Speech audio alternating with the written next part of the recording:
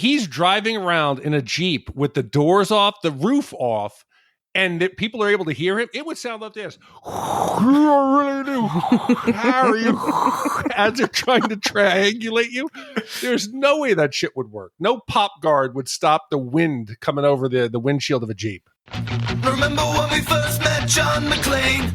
Argyle picked him up from the plane and took him down the Nakatomi Tower at the Christmas party. And the terrorists were overzealous, but it was sweet when they killed Ellis. And with a little help from Alan, John McClane kicked ass. Welcome back to Shat The Movies, the podcast where we answer the question, were the movies we loved when we were growing up really that good? Have you ever caught yourself thinking, why don't they make movies like they used to? Can you still remember spending your Friday night searching for the perfect movie rental at Blockbuster Video? Do you know what Blockbuster Video is? If you answered yes, then this is the podcast for you. I am one of your hosts, Gene Lyons, and alongside me are my co-hosts, Ash Eat Me, Beat Me Deaver. Hi, y'all. And Big D, Dick Ebert.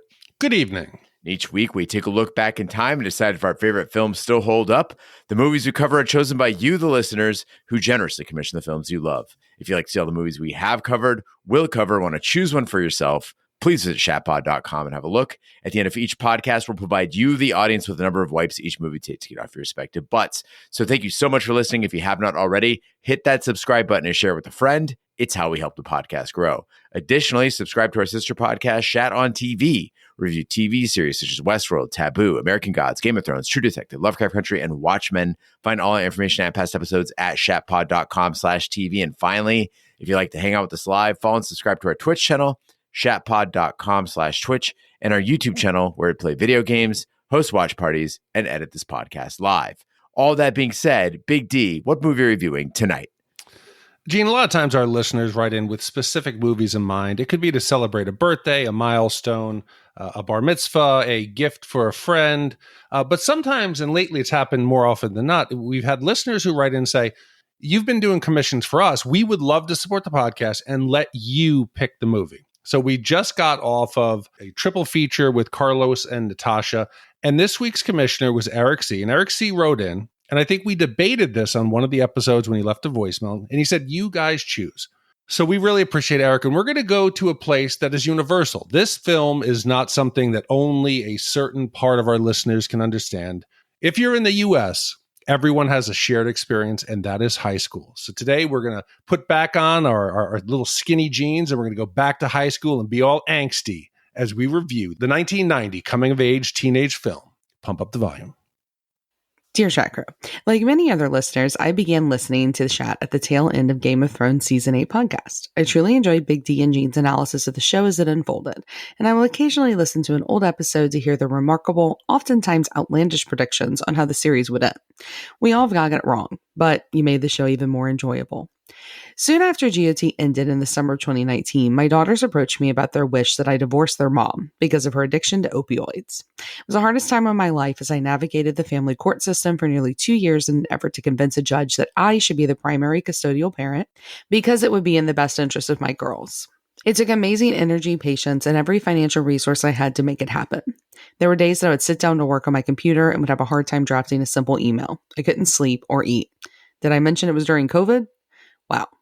A silver lining? You do learn many things about yourself during such a challenging time, particularly on how to cope with stress and anxiety. The first thing I learned was the power of walking, simply walking, an activity that I continue to do consistently to this day. The second thing I learned was the power of listening, paired with walking, with AirPods in place, which is where you come in. I believe that your podcast is meaningful, not because you review movies from the 1980s and 1990s, but because you tell your personal, relatable stories through talking about these movies. We, the audience, identify much more with who each one of you is as an interesting human being, rather than the fictional characters you review from long ago. Your trio's chemistry, humor, and genuine conversations are the reasons that I, and so many others, listen every week. I thank you for the positive energy that brought me during a dark time. It truly helped me. Thank you, Eric. Eric, thank you so much for commissioning this film or giving us the option to do the film that we really wanted to do, which is one that is long overdue. And your words mean a lot. As we watched Pump Up the Volume, I started thinking about why it is that we do this show, right? Because you look at Harry here, he doesn't have a big audience. It's a small suburban area. He's probably got a couple miles of coverage on this FM pirate station.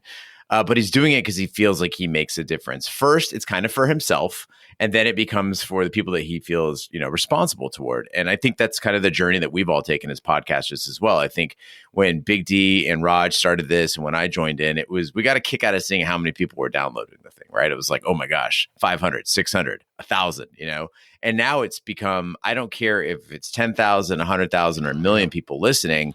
It's more about the people who take the time to write in, take the time to commission, take the time to call in and let us know about the impact that they're making on their lives. That's why I continue to do it.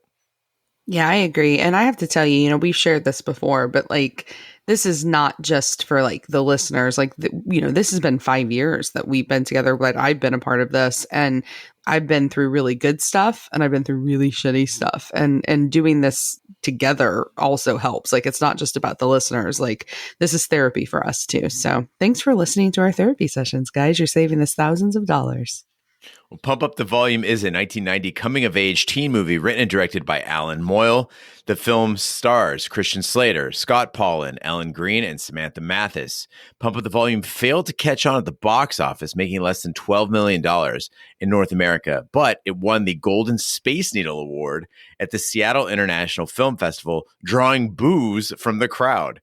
It won the Audience Award at the Deauville Film Festival and at the 6th Independent Spirit Awards. It was nominated for Best Feature, Best Male Lead, Best Director, and Best Screenplay. A stage musical version was set to open April 3rd, 2020 at Pittsburgh Playhouse's Highmark Theater, but it was put on hiatus due to the COVID-19 pandemic. So Big D, Ash, we always ask what your memories are of the film. Big D, being the senior member of this podcast and the one who is the eldest when this film was released, we'll start with you. Speaking of that, I had never seen this film before Erica mentioned it. And I'm thinking I'm way too old. I would have been out of high school. This wasn't for me, but I was wrong. This came out. I should have been the audience of this. And this would have helped me. I grew up in an affluent suburb of New York. I should have known that I was the oppressed group within America. As a young white teenager, I should have learned that in 1990s America, I was the one who was oppressed. I could have rose up and had my voice mean something. So Eric, thank you for teaching me to watch hard and talk hard. And this is going to be an episode of nothing but truths. Maybe you didn't watch this movie when you were a teenager because you were just sucked into the mainstream ho-hum, day-to-day, go through the motion of a popular high school kid. Maybe you didn't need this movie. Maybe it didn't come along because you weren't in need. I have my high school senior yearbook. It just happens to be sitting here. I'm going to pull up my picture as you guys talk, and what you can tell me whether you think I was the popular kid. We got props. This is where we do the cross promotion with our new video program on YouTube. Unlike Big D, I have a very good excuse for not seeing Pump Up the Volume as a kid because I was 10 years old when it came out, and nobody in my Iranian American family would rent this movie. They would have no interest in the subject matter. So I wish, Eric, that I could say Pump Up the Volume inspired me to be a high school misfit or a podcaster. But honestly, despite Ash talking this movie up a ton, I never really gave it a second thought. Well, unlike the two of you, the importance of this movie to the preteen and teenage me cannot be overstated. I'll set the scene for you. It was a sleepover. My friend Melanie, big fan, Christian Slater. She turned me on to all Christian Slater films. We started with Cuffs, went from there. It was the year 1995. We were at her house and we stayed up all night watching Christian Slater movies. And so we had watched Cuffs, and then we watched Interview with the Vampire, and then we watched this movie.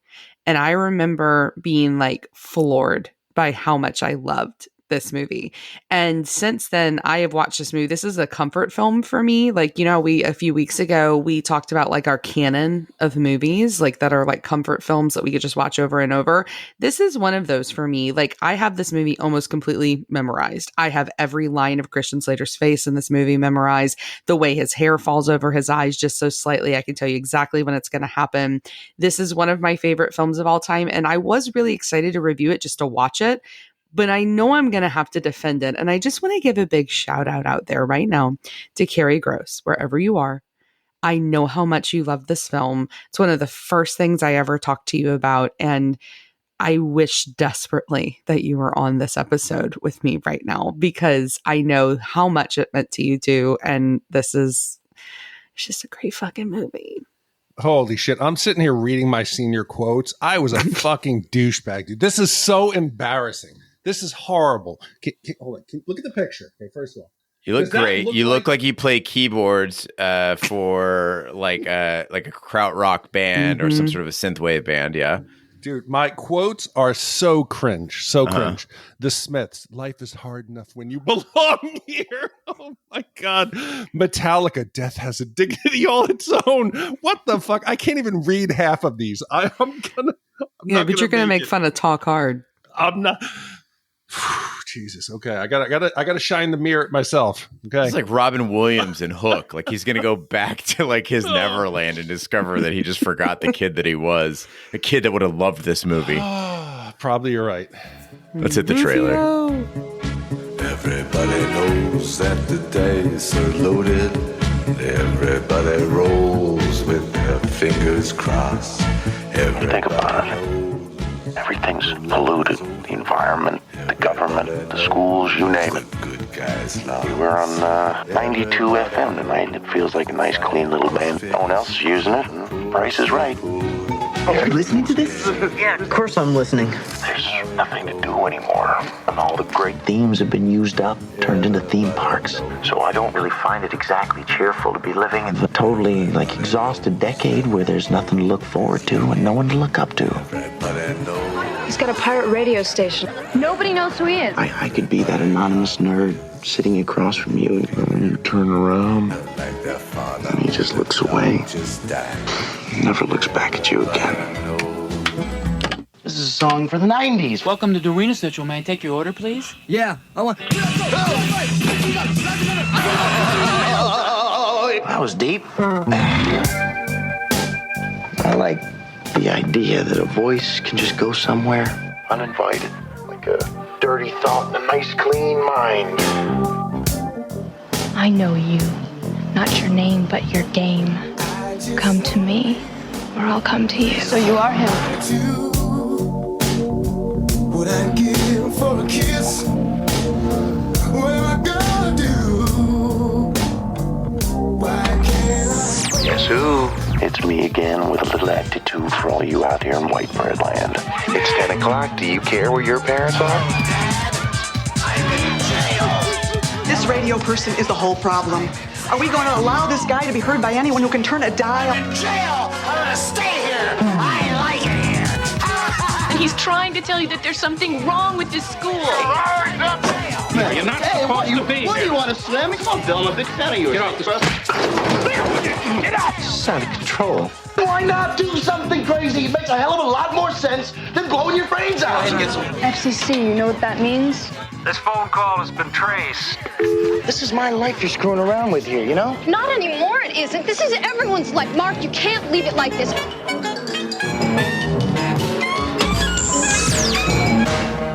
You out there? You listening? Mark Hunter lives in Paradise Hills, Arizona, and broadcasts an FM pirate radio station from his parents' basement. By day, Mark is a loner who has difficulty socializing and wears eyeglasses. By night, under the nom de plume Happy Harry hard-on, he expounds outsider views about problems with American society, expresses teen angst, and exposes the underhanded actions of the faculty. His audience grows from a handful of loyal listeners to the entire student body. So last week I talked about how great the 80s and 90s were as a generation for a kid when we had movies about technology, like the explosion of tech. This also was like the Mount Rushmore of the angsty teen movies. You had Molly Ringwald, Anthony Michael Hall, John Cusack, the Coreys, Judd Nelson, Ali Sheedy, Liv Tyler, Renee Zellweger, Winona Ryder, Ethan Hawke, just to name a few. Now, these all contributed to the generation of the angsty movies, but watching this, I started thinking, okay, what else has Christian Slater been on? And I just kept coming up with angsty teen movies. He was the poster child for the Gen X, angsty guy. He made his entire career and became a star being a rebellious teenager. I think in a couple of weeks, we're doing The Legend of Billie Jean. He played the outlaw martyr Binks. That's how he's described in the description. Then he did Twister, where he played an alienated teenager named Mark, another Mark. Heathers, he was JD. Then Gleaming the Cube, he was the rebel skater Brian. And then in Pump Up the Volume, he's an outlaw radio host. So if I say we could debate who the queen is, maybe Winona Ryder, maybe you guys have a different take, but I got to think my king of angst might have to be Christian Slater. Yeah, I mean, I think definitively it's Winona Ryder. Like, I don't think anyone would argue anything different than that. But I think the thing about Christian Slater is like he strangely like looks mainstream enough to not make it feel like you can't relate to him because he's like hella good looking, but he also looks normal. And I think though a lot of people forget how hot he was like at this time in his career. Like the dude is like effortlessly super sexy. And then you add to that like some Leonard Cohen and that little half smoked cigarette. And I'll tell you, even at 12, like I could not resist. And then I got a little bit older and like this was the dude that like I chased after for like a decade. And I can tell you how this basement like smelled. I can tell you what that couch felt like to like sit on because these were the rooms that became like the rooms I lived in like as a teenager. And I love him. I'm not calling into question your attraction to Christian Slater, and I'm not trying to like belittle it or poo-poo it by any means. This is genuine curiosity. Is it the persona? Is it the actual like physical looks, or is it just some sort of like ineffable thing? Like, what is it that he has that makes a girl or a woman go, wow, like he's different. He's the tops. I think it's two things. One, I think he had great fucking hair. Yeah, like, I don't think it can be overstated the hairography that like he has in every film that he's in, whether it's like slicked back in a movie like Interview with a Vampire, or whether it's like loose and hanging over his face like in Heathers or in this. I think that's one thing. And I think the other thing, like he is both like, you want to like hug him, but he's also like hella mischievous. He's got this like grin about him that like he kind of looks like a dick. And girls like me were kind of attracted to dudes that both had like a chip on their shoulder and were kind of assholes at this age. And I think he can emote both of those things. He both can be somebody that you want to take care of, or he can be somebody who looks like he's like a really good time, but might not be the nicest to you. It's interesting because I can see like his build is nice and I can see that his hair is nice. But when I look at him again as a heterosexual man, and I'm not the first person to notice this, like a lot of people say it, but I did arrive upon this observation independently. I noticed it, and then I went to see if anybody else did, and lots of people do, is that when you see Christian Slater doing anything, it just feels like you're watching a pretty man impersonate Jack Nicholson. Like, I don't know who he really is. Like Jack Nicholson, I believe that's Jack Nicholson, right? And I started thinking about other weirdos that we know, like Crispin Glover. Like Crispin Glover is really fucking weird. He's not just playing a weird guy on TV, you know? But I want to know more about Christian Slater. I'm genuinely curious. Like, do you think that's really him, or is there another Christian Slater that he's just a normal guy? You know, I think it's really interesting that you bring that up because there's a lot of modern interviews with him, you know, because he had that whole resurgence after like Mr. Robot, and he's actually really great in that show. But what's interesting is that at this time period, so he's 19 years old when he's in this film, and he is like the most sought after teenage actor really at the time because he had just come off of Heathers. Everybody thought he was like this new kid that had this really mysterious thing about him, and people were really surprised he did this movie because of the fact that he could have done a lot of other things that were just kind of available for him. And a lot of people didn't realize like he had insane substance abuse problems at this point. Like in the same year that he filmed this, he got arrested for 2 DUIs, like literally like a couple weeks apart from one another. And one, he had to spend 10 days in jail because he wound up like running from the cops during the DUI. And so he's just like high and drunk for a lot of the beginning of his career. And so when you see him interviewed today, there's this really famous interview with him with this variety actor when she's interviewing him about Mr. Robot, and she's trying to get him to like recall what all this was like during like the heyday of his fame. And he looks at her and he said, why are you trying to take something where like I'm living my life? And he said, it's like a lake and there's all these leaves on top of it. That's all the shit I've been through, but like they're quiet and they're not moving. And like you're coming wanting to like stir it up. He's like, I'm not talking about any of that. And so like even him, I don't think even knew who he was back then. The fact that he was drunk and high also explains a lot about Young Guns too. Mm-hmm. Like what was he doing there at all? He might not have known he was there. He was making heroin money, you know? Yeah. Dope's not cheap. Well, I'll say this, like, there is something that happens, I think, when you're a teenager, and it's especially like an early teenager, like I'm talking 13, 14, where it's like this rite of passage when for the first time you hear something that like seems like really profound and you feel like someone or something like gets you for the first time.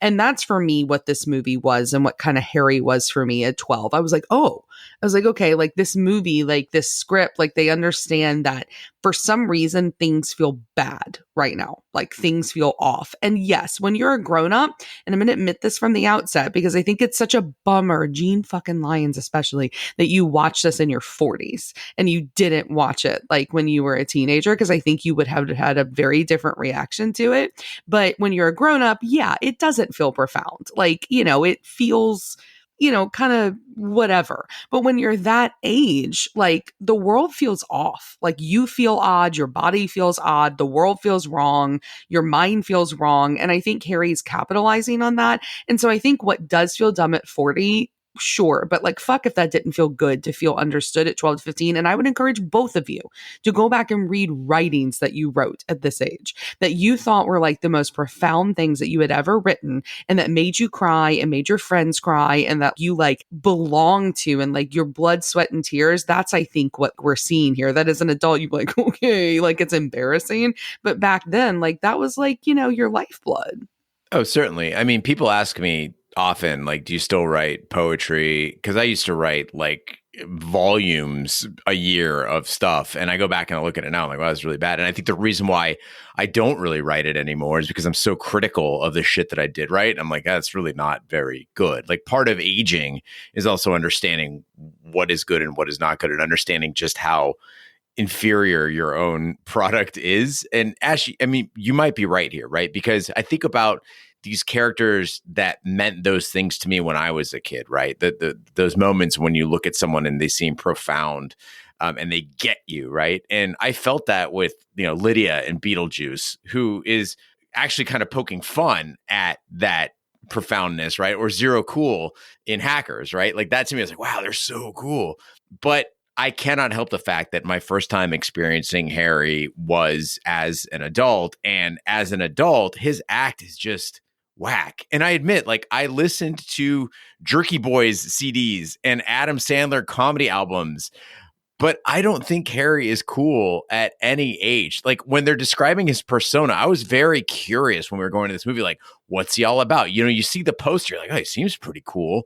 And then you get him on the air, and his persona is sex maniac with a cock ring who can't stop masturbating on the air. Like, that's the part I don't get, is why didn't they try to make him actually cool? Because clearly adults wrote this. Did they not know what cool was?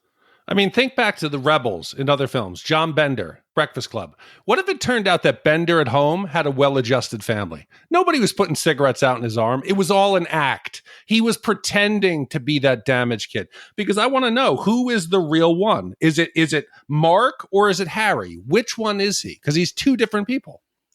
See, I think he's pretty clear about that, though, right? Like, spoiler alert, later on in the movie when she's like, do you really wear a cock ring? And he's like, I've never even seen one. Like, I think there's a humor there in him, like, trying to be what he thinks an adult, like, is. Like, what a Howard Stern, like, radio jock is. I think that's what he's trying to do, and he's failing miserably at it. And I think there's something really charming about that failure. But come on, like, you know, like, we all laughed at dick jokes when we were kids. Like, we all laughed at that kind of shit. Like, we did. Everybody did. Like, you're listening to fucking Adam Sandler CDs, like, you're definitely laughing at like dick jokes for sure. But I do think it's a bit over the top and it is a bit ridiculous. But who's the real one? I mean, I think Mark is. And I'm gonna call, no, we're gonna get into it later, but I'm gonna go bullshit here, like about a well-adjusted family. I don't think Mark's at all trying to say he doesn't come from a well-adjusted family. I think what he's trying to say is he feels fucking alone and he feels like nobody gets him. No, what I'm saying is he's disingenuous. I'm saying Bender, if Bender came from a well-adjusted family. And here, he's not just trying to be a shock jock. He's trying to lead a movement. So he should at least be able... He does not want to lead a movement. That's why he wants all that shit taken down. I don't think he had any interest in leading a movement. He doesn't want to get in trouble. No, come on. He doesn't. No, I don't think he had any interest in that. I'm with Ash on that. He does clearly explain in the film that he was just kind of doing it for himself, and then people started listening, and it was kind of fun. not realizing that like this was going to have ramifications where it actually motivated people to do things. That's why I think he's so surprised with the suicide. He's like, holy shit, like there's real stakes to this. Like somebody's actually out there listening and it means something. Because he's a caring person. Like he's not an uncaring person. It's all funny. It's like war games until you realize you're actually interfacing with like nuclear command and you're like, oh shit, this is for real. But regardless of his intent, though, I got to say, and this is me being picky as a podcast host, that this guy has no business around a microphone. We've had several guest hosts on this podcast, and I'm sure that each of our listeners would be a pleasure to sit down with and have a conversation. But it becomes very, very clear when people do jump in, like famously, my meteorologist friend who stopped in for Twister, Big D, like it's not that easy. Sitting down with a friend and having a conversation is not what podcasting is. And it's certainly not what broadcasting is, which is even tougher because you don't get the edits, right? There are things that we do, dear listener, that are nerdy, lame, practical things that we do to have a good podcast. It involves wearing headgear. It involves having microphones set up just so. It involves making sure that we do pre-flight checks. Christian Slater isn't doing any of the things that we have to do. For one, right now, as I'm speaking, I am very aware of how close my face is to the microphone and the alignment of the microphone and my mouth. Consistent distance is critical. You can't be roaming around the room with a wireless mic, sometimes holding it sideways by your cheek. You can't spin around when your mic is on a stand and expect everyone to hear you. And I understand it would make for bad cinema if it was just Christian Slater sitting very, very still with his face near a microphone. But I just kept yelling at him, dude, sit still. Stop moving around. Stop leaning on the couch. You don't have to jam out to your songs. Just be a good host. Okay, so this is 1990. If you listen to the first couple episodes of Shat the Movies, we were awful. The tech was as good as you could get. He's driving around in a Jeep with the doors off, the roof off, and people are able to hear him. It would sound like this. Harry, as they're trying to triangulate you. There's no way that shit would work. No pop guard would stop the wind coming over the windshield of a Jeep. Now, oddly, I would listen to that. Like, what the fuck's going on? This is amazing. The man's trying to kill him. The FCC's running him off the road. Well, depressed teenager Malcolm Kaiser writes to Harry seeking advice about committing suicide. After Harry flippantly expresses disbelief that Malcolm is sincere, the students learn Malcolm committed suicide. Soon, fellow student Nora De Niro, a.k.a. Eat Me, Beat Me Lady, deduces that Mark is hard Harry. The radio show becomes increasingly popular after Harry inspires his listeners to confront their problems instead of surrendering through suicide. At the climax of his speech, overachieving student and consistent listener Paige Woodward jams her medals and accolades into a microwave, causing an explosion which injures her face. Yes. So I'm already having some internal conflict here because I know this is a dumb teenage coming of age film, but still, I want it to make sense. It's 1990s Arizona. Maybe the parents aren't that smart. Maybe the teachers aren't that smart. Maybe the other students aren't that smart. But there is no way you can explain the inability. The whole school is like, who is it? Who is Harry? Who's Harry? Oh my God, we got to find his real identity. You got students like taking checklists. They're trying to knock people off their list. You don't have to be a brilliant investigator, an FBI profiler. Mark gives away every clue in his first couple broadcasts. I have a harder time playing Guess Who with Emma. Is the person wearing glasses? Okay, let me close those off. Does the person have earrings? Here, he says he goes to their high school. He lives with his mom and dad. He doesn't have a car license. He moved from out east, specifically New York. His father gave him a ham radio. He takes chem labs. How many teenagers in the school meet this criteria? It should take them about 10 minutes, let alone that the head superintendent of the district who wants this kid getting caught being like, what? We moved from the east. I gave him a ham radio. He's in the basement. I think it's him. Makes no sense. Yeah, I mean, this is definitely a fair critique, like for sure. Like this is very Superman and its obviousness. You know, I was trying to, the strange thing here is that as much as I've loved this movie, I feel like, I don't know, because do either of you have younger siblings? No. Older. Right. I know, Gene, you don't, but Big D, you don't have younger siblings, right? Older Ash, knowing us as well as you do, I'm surprised you even had to ask that question. We are Well, both I know you. like stereotypical babies of the family. Right. No, I though. know you're the baby, like for sure. But like I was making sure Big D, I couldn't remember if Big D's sister was older or younger. But, you know, having a younger brother, I felt like a lot of my responsibility was to expose him to like the important stuff. Like what should he know? What should he see? And so he's seen like tons of films because of me. Like he's a Buffy fan because of me. He likes good music because of me. And for some reason, this movie missed him. And so he was in town recently because my parents are moving here. And so he drove my dad's car out. And so we were watching Untamed Heart, the movie I explained last week. And we love that movie. And I said, you know, we should watch Pump Up the Volume. He's like, yeah. He's like, that's one of the ones I've never seen. And I was like, what? And so I was explaining to my brother the plot of this movie. And he's like, but how do they not know? How do they not know that he's happy or hard? I was like, so get this, like he has wire rim glasses. And like when he has them on, like you'd never think he would wear a cock ring with those wired rim glasses. So it clearly, you can't have glasses and a cock ring, you know, but it's ridiculous, like for sure. And the same with the voice changer. Like I know my kid's voice, like Finn just got a Darth Vader helmet with a voice changer for his birthday this weekend, but you can still hear it's his voice. Like how do his parents listen and I'd be like, that sounds like our son.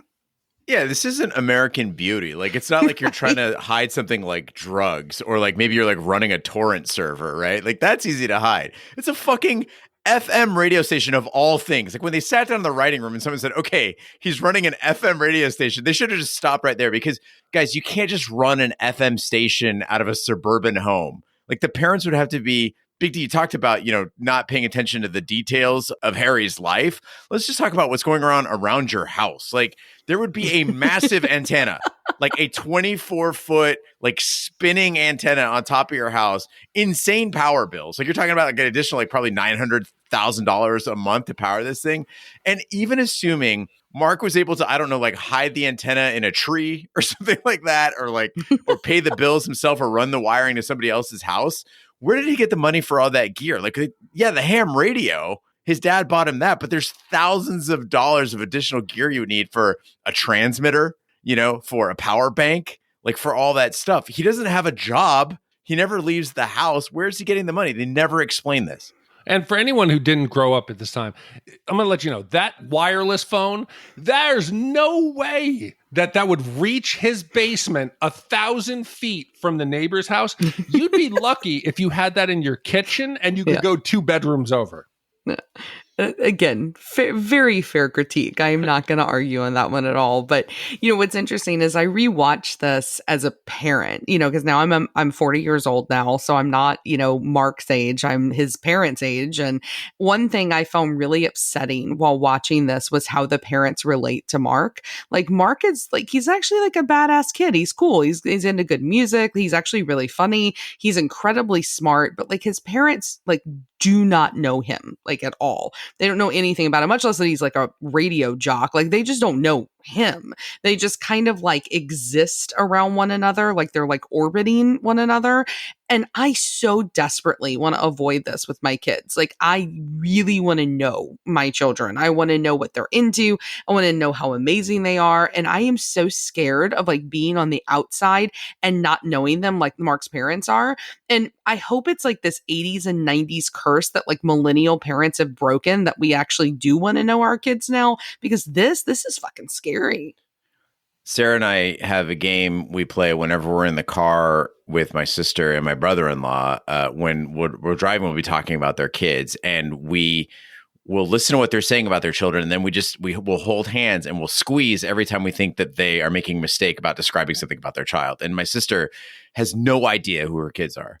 I love you, by the way, if you're listening, but like it goes like, she'll be like, oh yeah, he's just, you know, the thing about him is that he's so not materialistic. He's just a real minimalist. You know, you go to the store and he'll have a gift card and you'll tell him he could buy whatever he wants. And he'll come out of the store with like one item because he just doesn't need things in his life. This child, we went for a weekend trip to Washington, D.C., just me and him. He brought 4 baseball caps.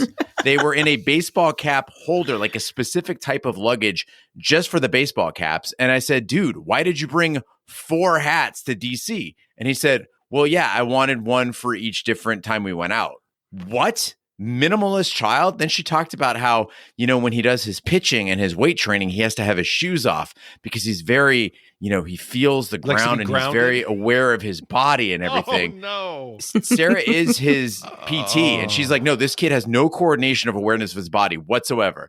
And so we're just madly squeezing each other's hands back there because parents, by and large, do not know their kids. Gene, they know their kids worse than any parent in this film. Yeah. So in this film, at least, Ash, you have to admit, you can say they don't know Mark, but they're not completely out of touch. They're making an effort. All the parents in this film, there's not a monster in the bunch. Yes, some of them are a little bit heavy-handed with, what's her name? The one's going to go to Yale. But most of the parents try. Mark's parents are counterculture. They got the Grateful Dead up there. They're trying to give him his space to let him express himself, and he'll come out of it. They're trying. There's no asshole. There's no monster abusive parent in this film.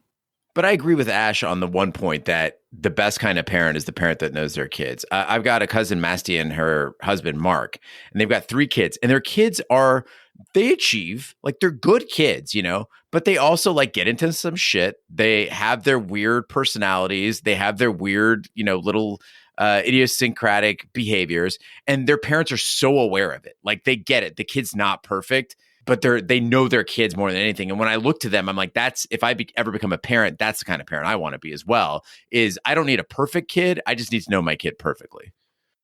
Unrest at the school increases as students share bootleg tapes replaying Harry's show. A meeting of faculty and parents concludes the pirate DJ is responsible for the problems at the school. The police investigate, first cutting off Mark's access to his P.O. box, then cutting off the wireless phone that Mark had surreptitiously hooked to a neighboring house. Mark decides to make a final broadcast. He installs his radio station in his mother's Jeep, creating a mobile transmitter so the FCC will have difficulty triangulating the radio signal. Nora drives while Mark broadcasts, pursued by the police and the FCC. Oh, poor Mark. He's just suffering. Mom's Jeep, his expensive setup. Poor guy. And he is complaining about the 90s, about his whole generation. That's his big shtick. That's what everyone's rallying around.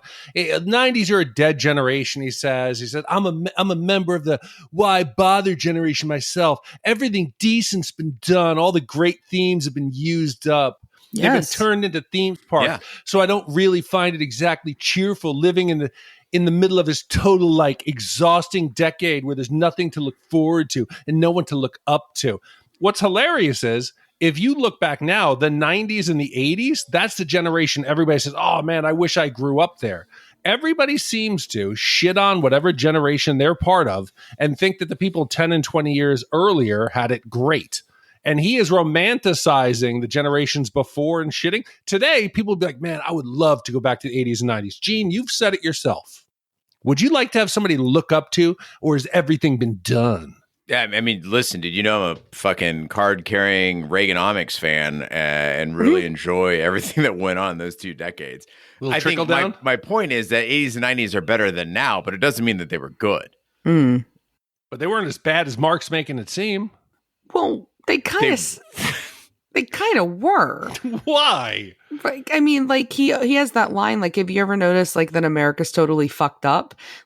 That feels like a 2024 thing. When he talks about it, it feels like everything's on pause. That also feels like a 2024 thing. And I think Mark addresses this. He's making fun of his parents' generation, but he's also, lacking any inspiration from his own. And I think that what happens is you feel that way when you're his age, but then you get older and you remember what it was like, and you want that safety of being taken care of. I don't think it's so much that the world was better. It's that you had no real responsibility back then. Mark, was able to be a radio DJ because he legit had nothing else to do. And yes. I think generationally, I think we're all and I think it's a very human experience. We're all afraid of a world that exists beyond us. So the world when we're coming of age, it feels like the real world in a way. And it makes us question our mortality that the world exists beyond that. Because there's this new generation coming and they will, my children will surpass me in intelligence. They will surpass me in ability just because of the technology that they have access to. And so I think a lot of generations panic and hate that current generation and long for the past because they don't want to be irrelevant. I don't know. I think we're more trending toward an idiocracy kind of future. Maybe. I think that the next generations are going to get progressively dumber. And I don't see this attitude in Gen Z. Like Gen X, we realized the mistakes of the boomers and we felt that certain malaise and that nihilism. And then millennials came along. Sorry, Ash. And they invented like hustle culture or whatever shit that is. And then Gen Z, they're like so deeply self-satisfied. Like they're not that cynical. That's the fucking crazy part. I don't hang out with tons of them, but like the ones in my family, the teenagers and the 20-somethings in my family, they're like deeply satisfied as the main character in their own personal fable. And like I don't see that cynicism. Like Big D, you said it was there in the 80s and 90s, clearly in a film like this. It was there, I think, even to a degree in like the 2000s and a lot of the films that we've reviewed. But these kids right now, they seem like really like, okay, like it's pretty good. Well, see, but I don't think Generation Alpha is going to be like that. Like, that's the thing. No. I think this is a blip. And so my kids are not Gen Z. Like, my kids are Generation Alpha, right? And like the world they're coming up in is a world that sucks. Like, they're going to be the generation that deals with, sorry, 1-star reviewers, they're going to deal with fucking climate change. Like, are going to be Generation Alpha. So like that generation is going to be hella cynical. I have a good feeling. The whole 1-star. Yeah, well, hey, and whoever keeps saying you brought the crackhead's wife back, he was a heroin addict, not a crackhead, just for the record, if we're going to get that straight. Because that's like the 6th time you left that review, so fuck off. Maybe they're talking about Christian Slater. Well, I wish Christian Slater were my husband, sorry, Tom. But I mean, he's aged well. I don't know if you've seen him. He's aged really well. Mm-hmm. Tom's a reasonable man. I'm a reasonable man. If Sarah said that, she wished she was married to like Jarvis Cocker, I'd say, okay. Yeah. I feel like that's what open relationships are for. Like that could be a thing. They're for you, me, Jarvis Cocker, and Christian Slater. Like I feel like reasonable.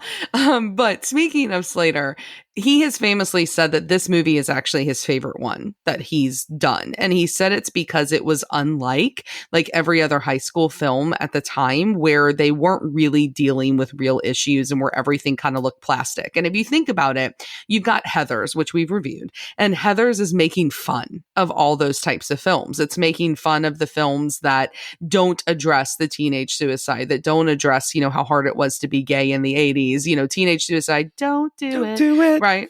You've got all that going on where it's making fun of that, plasticity. And this movie tries, and it may fail in some ways, but it does try to have a more honest portrayal for what this experience looks like. And I think a lot of that is the casting. At the beginning, it has that huge, font that comes up that it's introducing Samantha Massas, that this is her first movie. And I think she's a great cast because she's very pretty, but she looks normal. Like she doesn't look like a movie star, but she's very, very attractive. And then the other people, like there are actually some unattractive people that aren't unattractive in like a funny way. They're unattractive in a way that like real people don't just all look gorgeous all the time. And you've got drugs and you've got pregnant girls and you've got suicide. And it's like real life in a way that's like a lot better than something like Clueless and closer to something like what Fast Times was in the 80s. But I do appreciate that, and I get what Slater's saying. Now, Ash, to warm me up for this film, you alerted me to Samantha Mathis's boobs, which You're right. Welcome. They're fantastic. So but the other parts of her really weirded me out. She has an oddly spaced face and seemed to be in this movie just discovering how mouths work. Like I was very frustrated because every time Mark and Nora got around each other, they circled kind of like my dogs do when they can smell food in the other one's mouth. They were like oddly moving their mouths like human goldfish. And then there was just this incredible amount of lip licking. Like that's her go-to move. She's like the white female LL Cool J. Did you guys notice that? Oh, yes. Yeah. I felt dirty. This movie made me feel like an old pervert. Now, I'm sure if I looked up Nora De Niro's like bio, I bet she's like maybe 5-10 years younger. No, she's probably the same age because this was right when I was in high school. So she might even be older than me. You're talking about Samantha Mathis? You talking about the character or the actress? Samantha Mathis, the actress. Oh, okay. Because I was like, Nora De Niro is not a real person. No, I'm talking about she's still 18. Yeah, so sorry, Samantha, she's probably older than I am, and I'm watching her, and I'm like, oh my goodness, I liked it, Gene. I thought they got that nervousness of the kiss. She's expecting Mark to be this like confident cock ring wearing stud who likes to beat off all the time, and they're feeling each other out. And yes, they film it like I'm in the group, and I liked it. Well, while we're on the topic of the strange women of Paradise Hills, what the fuck is going on with Paige? Paige is like the Jessie Spano of this school. I get that she's the overachieving, popular girl who decides to reject all of that and reject Yale and tear that pennant off the wall. But it comes on so fast in this movie with so little explanation that when she shows up at the school meeting and she's got this comical like tape on her nose and black eyes, I'm jumping up and down in my seat saying, what the fuck? Like, did her parents beat her? Was it the explosion from the microwave? And yes, dear reader, the microwave explosion apparently punched her in the nose very hard. There's a lot of metals. What do you expect? Yeah, the door blew off, but what I don't get is she's supposedly going to Yale. She's a smart girl. Does she not know how a microwave works? You cannot put an aerosol can in a microwave with What do you think she's trying to heat up paint? No, what I'm saying is, it's going to explode. Yes. Yeah, she's got to know that. Look, and then she sits there. She's metal.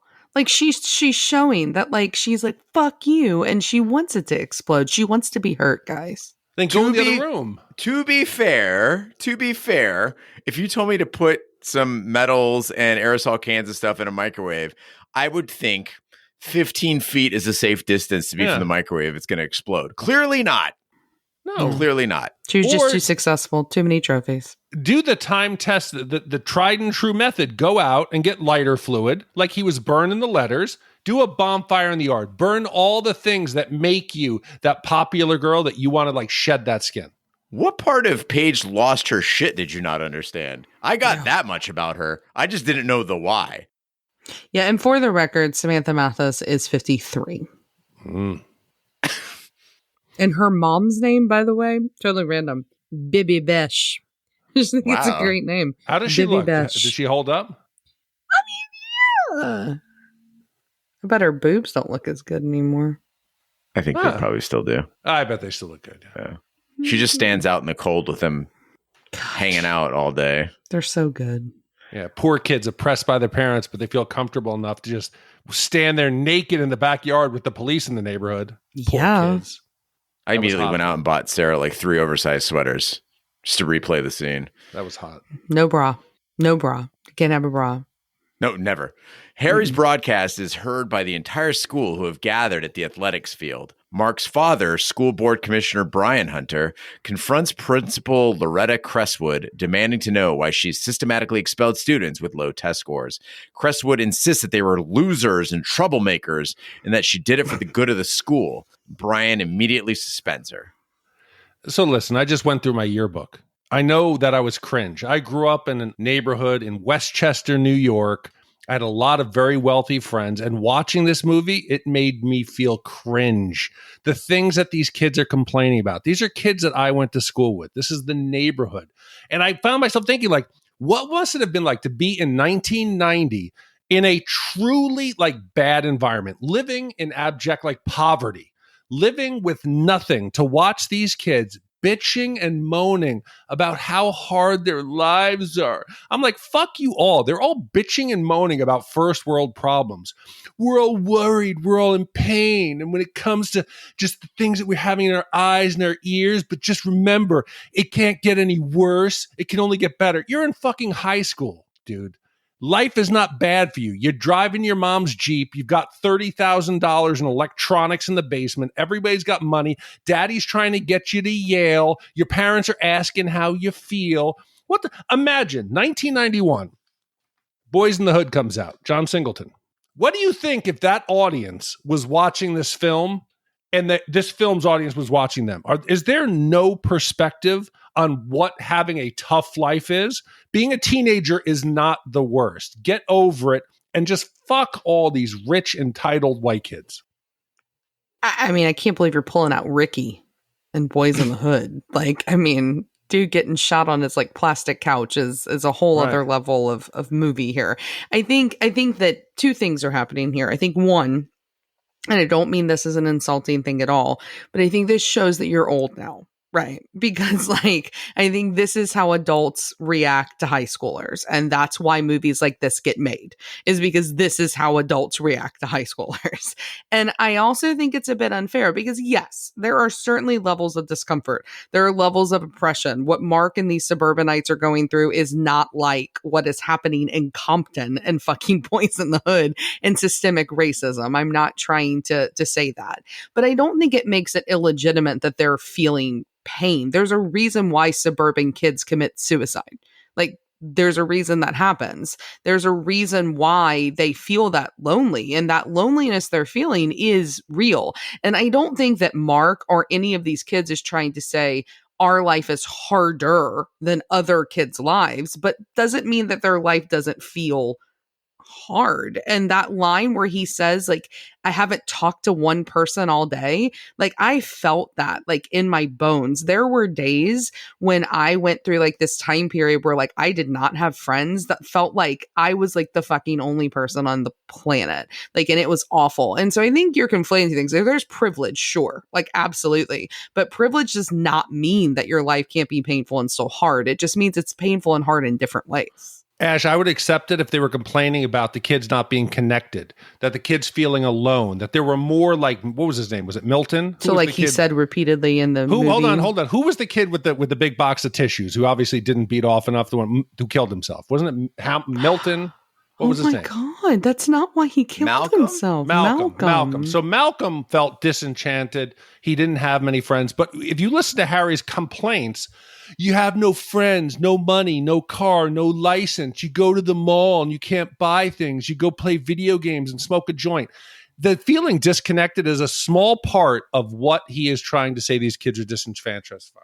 And they have nothing to complain about. All their lives are pretty damn good. And in a couple years, they'll all be like their parents, wealthy with kids who just don't connect to them. Ash, I understand your point that each person's personal struggle is real to them. And Big D, to address what you're saying, suburban existence is soul crushing for a teen. It's like the worst environment for a teenager to be in. Adults, you, me, we like it because it's logical and it's convenient and it satisfies our need for control. You know, your kids are going to be safe. You know that you can make it to work on time. You know, you can go to softball and go grocery shopping and have some time with your kid to go eat ice cream, whatever else. But there is no room in that environment. It is actively discouraged to have exploration and expression, right? Those two things are to be blotted out. And so you're taking these curious minds with passion in their blood at the time when they are like at the peak of their poetic existence. And then you're putting them in a homogenized box. You're saying, just exist in this and be happy. You have all these things. What more could you possibly need?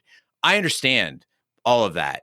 But Ash, I have to say to you, I'm with Big D on this one though, because I lived in a suburban environment growing up, and I was put in that homogenized box, and I still knew every step of the way as a teenager how lucky I was, right? And I was not as lucky as these kids. I was a fat, poor, brown kid with a weird name who was bad at sports and wanted to wear dresses and always be reading a book. That's all I wanted in life, and I got a lot of shit for it. But my mom loved me. I never went hungry. I always had something to eat, clearly, and nobody was hurting me. And for God's sake, one of these kids literally says that he's playing tennis and has a CD player and a Miata in the 90s. You cannot be unhappy if you've got a CD player and Miata and you're playing tennis. What are you so upset about? I don't know. I just think both of your points are valid. I'm just saying, I think it's impossible for us to relate to that anymore. I think that's the problem. Is I think like as a teenager, again, I go back to, and I'm not trying to belabor the point, but I go back to what I said last week when we were prepping this, which is when I said it's like a book like Catcher in the Rye. Holden Caulfield feels like an asshole when you read him in your 40s, but when you're a teenager, it's like, yeah, he fucking gets it, right? I think it's impossible for us to remember what this felt like, really, and for us to relate to what it felt like. Yeah, it's like dismissing anything like Bret Easton Ellis wrote, or you know, it's like standing up in the middle of Romeo and Juliet and being like, "Well, what's your problem, man? Yeah, like, you're young, you're good looking, your family's got money. What's wrong? Right. Why'd you get married? It's fucking stupid. You know, don't get in a sword fight and kill your friend." That is a good lesson to live by. Something you really should be promoting that. Right. Hey kids, don't get in a sword fight. A plague on both your fucking houses, man. Nothing good will come from that. Well, I'll say this. I do think it's interesting how like universally popular that Mark becomes as this radio jockey, because there's very few things in like a cliquey environment like this type of school where like all the different groups are going to come together and listen and do it. Like that is one thing that feels like really untrue about this movie. Like there's very little that brings a campus together like that. And really even not just at this age, but like as an adult. I mean, there's a few pop culture things like Game of Thrones, I think is maybe one of the last things that will bring us together as a society. And we know how that ended. So like there may not be another one, but there's very few moments. And I think that, you know, he proves though to be that popular. And it begs the questions I wanted to ask. And I'm not talking about you now. I'm not talking about at 40, would you turn on Happy Harry Hard on a good Saturday night? Obviously not. None of us would. But when you were a teenager, I 100% would have listened. Like, would you? Okay, so musically, right? The music selection is decent. Like it's right on par with what I'd be listening to. Leonard Cohen, Same. the Pixies, Henry Rollins, Soundgarden, Peter Murphy. Was Not Was, which was very exciting when that came out. I was like, holy shit, Beastie Boys. The problem is that like Harry's often cutting the song short and he's like singing over them and he's rambling. I don't think I would have stayed tuned for all that. If you just played the music, I think, sure. Really, I think you need like another person in that room, a station manager. Maybe Nora could help him out with that to let him know, hey, man, let the song finish. Then you can put a little bit of talkie content, but don't go full Joe Rogan. I would have listened just because I was so desperate to fit in. I wouldn't want to be the one kid to go to school who had no idea who Harry was or what was going on. I would have listened. Because your life wasn't hard as a teenager at all, which is why you wanted to fit in all the time. I had a Jeep. I had everything. I had a Commodore 64. I had video games. Yes, I didn't have real problems, Ash, so I just would have wanted to fit in. Did you have a cock ring, though? No, I do now, though. I've got a collection. Well, that's Shat The Movies. Thanks for joining us. The harmonizer Mark uses to disguise his voice breaks, and Mark decides to broadcast his final message as himself. The Jeep drives up to the crowd of students, and Mark tells them that the world belongs to them and they should make their own future. He encourages them to steal the air and begin their own shows to put their thoughts and feelings out into the world. The police arrest Mark and Nora, and as they're taken away, students shout their appreciation of Harry. Mark turns to the students and tells them to talk hard. As the film ends, the voices of the students and even one of the teachers are heard introducing their own pirate radio shows. So, Ash, I want to give Pump Up the Volume credit for trying something different, right? Normally, if we get a teen rebellion movie, especially in the 80s or the 90s, there's going to be, you know, a cadet uprising or some sort of like a sports story.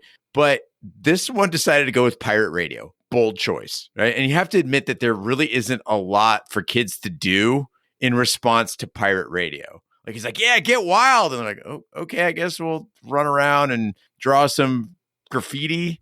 I guess we'll hang out in the field in our cars and maybe step on a limousine. Maybe we'll play some music in the no dancing zone. But like they barely even dance. Paige's dance, by the way, is one of my favorite dances in cinematic history. But I started to realize as this movie went on that it's shitty Footloose. Like at least in Footloose, there was dancing and they had that like game of chicken. Harry tells the kids to go wild and they just burn an effigy and then jump around a lot. Like, what are they supposed to be doing here? Raging. Yeah. Putting up burlap posters that say the truth is a virus. Or threatening the staff when he tells everybody, get your forks and stab somebody, or like to burn the principal. I mean, they did throw trash cans down a hill. That's true. Yeah. That was something. And blow up a microwave. Right. I mean, it's fine.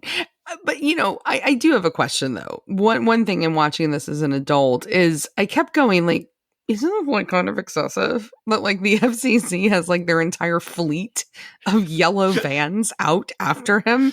Like there's like 20 of them because like, is what Harry is doing, Mark, you know, is what he's doing really that wrong? Like, yes, he's cursing and you're not supposed to curse on the air. He's pretending like he's masturbating. You're not supposed to do that on the air.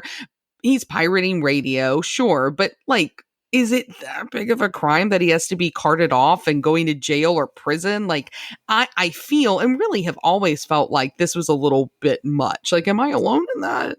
Yeah, like the two worst things he does, Ash, is he sort of influences a kid to kill himself, and then he reveals people's personal information on the air, which is the one issue that I took with it. It's like, maybe that person doesn't want everybody to know that she's pregnant, or maybe somebody didn't want people to know that they got kicked out of school or whatever. But here's the thing.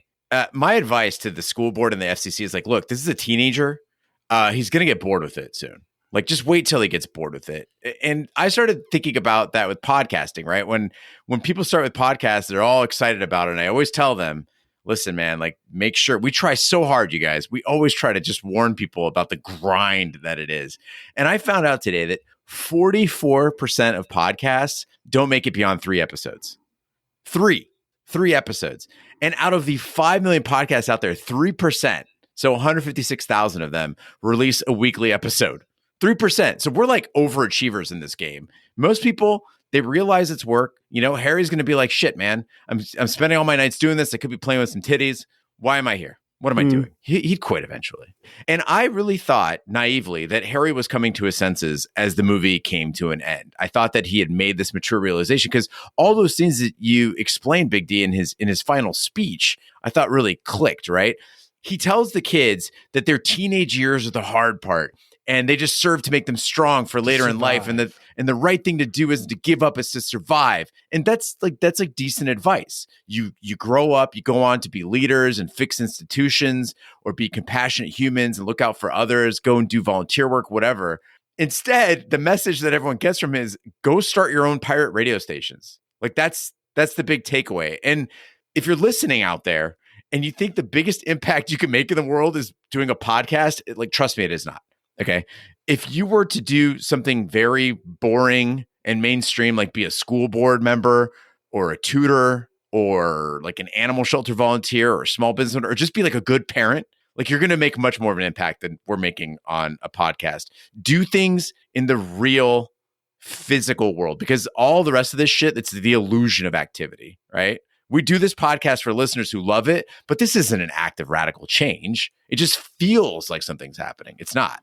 Yeah, and I read an article where they said that kids who go into social media to be an influencer are now chasing the algorithm. They're not even influencing in ways that they would want or things they believe. They create content only to match the algorithm. So in a sense, they're just supporting everything they're supposed to be railing against. Yeah.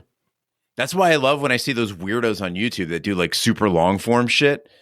Good for you. Like, you made an 80-minute video that no one watched. Right on. Yep. All right. Well, now's the time of the podcast where we give our Shat score for Pump Up the Volume. The Shat score is our way of telling you how many wipes this movie takes to get off your respective butts. 0 wipes is a perfect movie. It is eating your cereal with a fork. Yeah. And 5 wipes is an absolute disaster of a movie. It's being a maggot pusswad. Ash, we'll start with you. What is your wipe score for Pump Up the Volume? So this one was really hard for me. There's a few that we come across that I have a very difficult time being fair.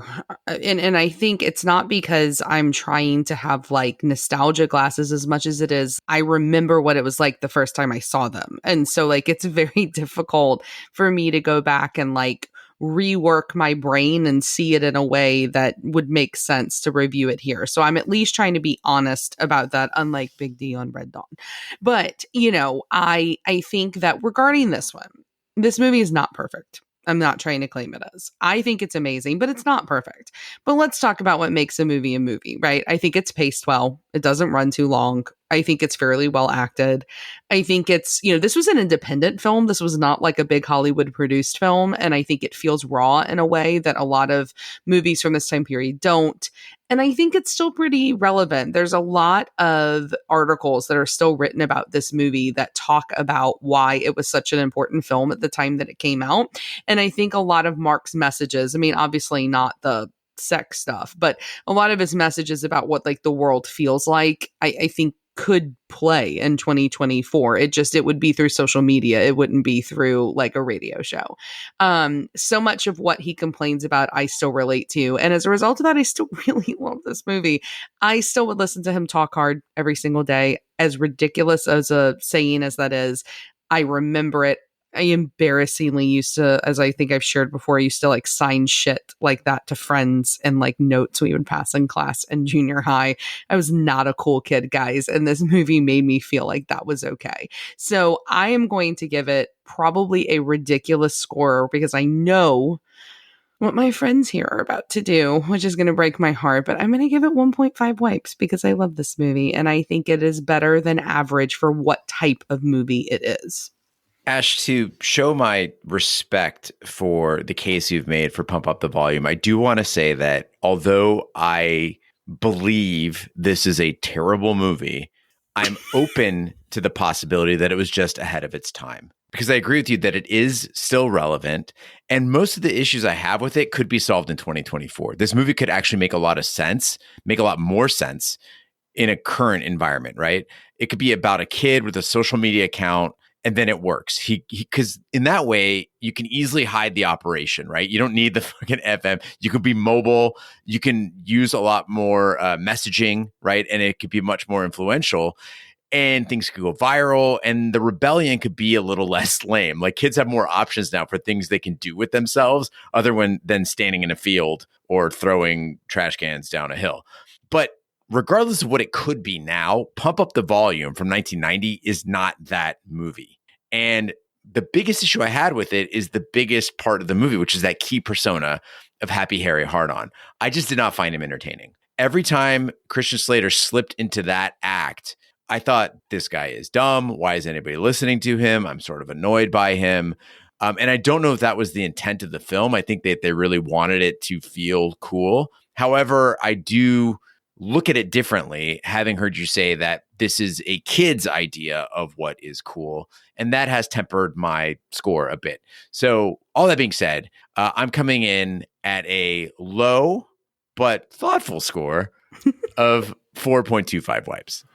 I can't believe I'm doing this, but I was going to go 3.5, and I felt myself being influenced by your heartfelt and genuine message, Ash. I got to go 4 wipes. I got to go 4 wipes. I went back and looked as you both were speaking at some of my other angsty scores.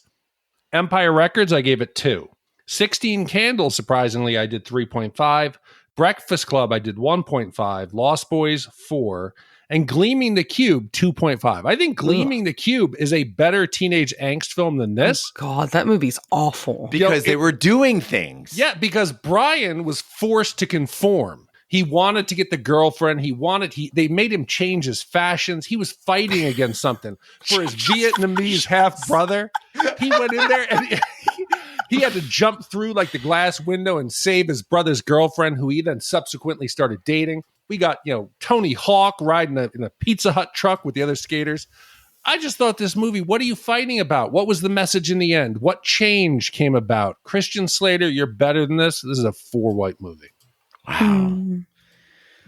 All right. Well, with 4 wipes from Big D, 4 1/4 wipes from me, and 1.5 wipes from Ash, this comes out to an average wipe score of 3.25 wipes for Pump Up the Volume. Well, it sounds horrible, but it's really not. This comes out into the 258 spots, tied with some other films, I think very similar films. A Nightmare on Elm Street, Dune, Kindergarten Cop, Iron Eagle, Repo Men, and Valley Girl. Yeah, this is a Valley Girl. It's better than Valley It really Girl, is. But I respect both of you. And again, I think that this is the hard part about a show like ours. Like, do the movies we love still hold up? I think that's a really loaded question. And I think we have to approach that from very different perspectives. Do they still hold up? Like socially, do they still hold up? Like effects wise, like for sure. Do they still hold up in like what they used to mean to us? I think is what one like this does for me. And this one still holds up in terms of what it meant to me. But I understand. It's fine. It's fine. If I can just ask one quick question, Ash, is this as good as Heathers? I think it's a very different movie than Heathers. You gave them both 1.5. I know. I think it's a very. I went and looked because when I do my homework when I'm doing my score. But I think it's a very different movie. I think Heathers is a better movie. Like I think what Heathers did was more important in terms of like what it did for filmmaking. And I think Heathers is a hella smart film. This though, I think is as good for what type of movie this is supposed to be. Eric, thank you so much for giving us the opportunity to talk about this monumental film in Ash's life and monumental discovery for me and Big D. Speaking of monumental films, what movie we have coming up next week, Big D? Gene, next week we have another angsty star from about this time, but it is a very different film. Vincent Freeman has always fantasized about traveling into outer space, but is grounded by his status as being genetically inferior. He decides to fight his fate by purchasing the genes of a laboratory-engineered Valid. He assumes the DNA identity and joins the Gattaca space program, where he falls in love with Irene. An investigation into the death of Gattaca officer complicates Vincent's plan. Commissioned by Robert F., came out in 97, and I don't remember what I really thought of this film. I liked this movie a lot. It's beautiful. When it came out. It's beautiful. I don't know if it's going to hold up, but I used to love it. I remember it being an absolute box office bomb, though, which I think like it did not do well at the box office. So maybe this is a chance that we can vindicate a film that other people might not think highly of. And now we have another generation of angsty teen. Ethan Hawke's daughter is an angsty teen in film and TV. Maya Hawke. Mm-hmm. Yeah, she's great. It's weird. She looks just like her dad, but sounds just like her mom. Who's her mom? Uma Thurman. Uma Thurman, yeah. What? They had a baby in this movie? They were married for like years. Were they married when they made this movie? Yeah. Wild. Yeah. Huh. Well, Robert, thank you for commissioning the upcoming film. Thank you, Eric, for commissioning Pump Up the Volume. Thank you to all the commissioners who make this podcast possible. That concludes this week's episode of Shat The Movies. Sure, follow us on social media, share with a friend. We're on Facebook, Twitter, Snapchat, and Instagram at Shat The Movies. You can email us, host@shatpod.com. Support the podcast by shopping our Amazon affiliate link, buying our merch, or by commissioning your own movie. Find all information by visiting our website, shatpod.com. Also, check out our sister podcast, Shat on TV. Review TV series such as Lovecraft Country, Westworld, Taboo, American Gods, Game of Thrones, and Watchmen. You can find all that information on our website, shatpod.com/TV. And if you're enjoying True Detective, you should message Ash and Big D about it. Wherever fine podcasts can be found, including Apple Podcasts, Google Play, Stitcher, and YouTube. Be sure to subscribe. And if you stop by Apple Podcasts, please leave a 5-star review. It helps the podcast grow. On behalf of my co-hosts, Ash and Big D, I'm Gene Lyons. Join us next time for the following movie. Genetics. What can it mean? The ability to perfect the physical and mental characteristics of every unborn child. The ability of genetic engineering to choose the genes. In the cells of society.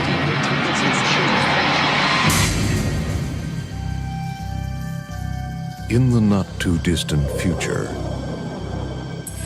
our DNA will determine everything about us. A minute drop of blood,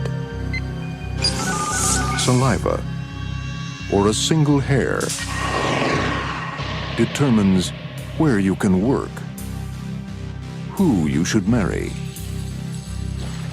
what you're capable of achieving. In a society where success is determined by science, divided by the standards of perfection, one man's only chance. How do you expect to pull this off? I don't know exactly. Is to hide his own identity. This is the last day that you're going to be you and I'm going to be me. By borrowing someone else's. Congratulations. What about the interview? That was it. Do you think you'd be doing what you're doing if it wasn't for who you are, what you are? I have a feeling he might be there under false pretenses, playing somebody else's hand. They've got my picture plastered up all over the place. He'll recognize me. They won't recognize me. They'll recognize me. I don't recognize you. They won't believe that one of their elite could have suckered them all this time. They are going to find me. But in a place where any cell from any part of your body can betray you, how do you hide? When we all shed 500 million cells a day.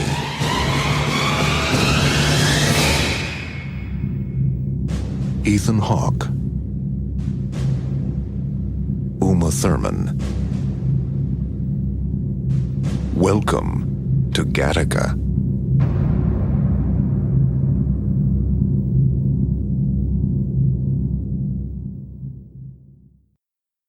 We, the audience, identify much more with each. My God. You're all rattled. You're fucking. It's because what your parents are doing to you, man. They just don't understand me. I need This Happy is the Harry Hard on to worst. tell me what to do. I'm gonna put all my shit in a microwave. Life is so hard. Talk hard, guys. Okay.